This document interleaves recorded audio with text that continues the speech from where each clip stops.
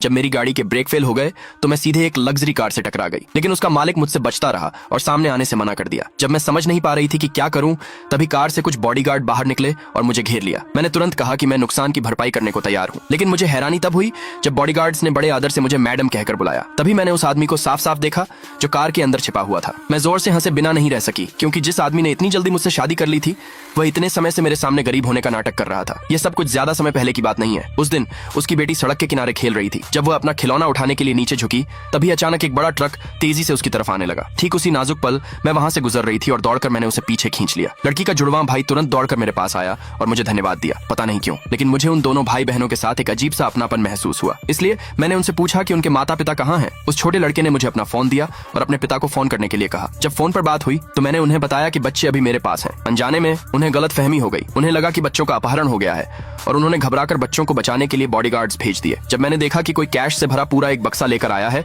तो मुझे खुशी हुई और मैंने सोचा कि ये मेरे लिए इनाम है। लेकिन अगले ही पल बॉडीगार्ड्स ने मुझे सीधे पकड़ लिया और पुलिस स्टेशन ले गए। सीईओ साहब जल्दी से वहां पहुंचे और पूछा कि क्या बच्चों को कोई चोट लगी है। उस छोटे लड़के ने तुरंत मेरी तरफ से सफाई दी और कहा कि मैं कोई बुरी इंसान नहीं हूं, बल्कि मैंने तो अभी अभी उसकी बहन की जान बचाई है। तभी सीईओ साहब को एहसास हुआ कि उन्हें मेरे बारे में गलतफहमी हो गई थी। जब मैंने उन्हें सारी बात समझाई और मुझे रिहा कर दिया गया तो वह तुरंत मेरे पास आए और मुझसे माफी मांगी। लेकिन ठीक उसी समय मेरी सौतेली माँ का फोन आया। उन्होंने बड़े ही रूखेपन से मुझसे कहा कि मैं जितनी जल्दी हो सके उस घर को छोड़कर चली जाऊं। मुझे बहुत दुख हुआ। जब उस छोटे लड़के ने मुझे रोते हुए देखा तो वह तुरंत मुझे दिलासा देने आया और कहा कि वह चाहता है कि उसके पिता मुझसे शादी कर लें। यहाँ तक कि उस छोटी लड़की ने भी, जिसे थोड़ा ऑटिज्म था, बहुत ही प्यार से कहा कि वह चाहती है कि मैं उनके साथ ही रहूं। दूसरे पार्ट के लिए कमेंट में यस लिखे।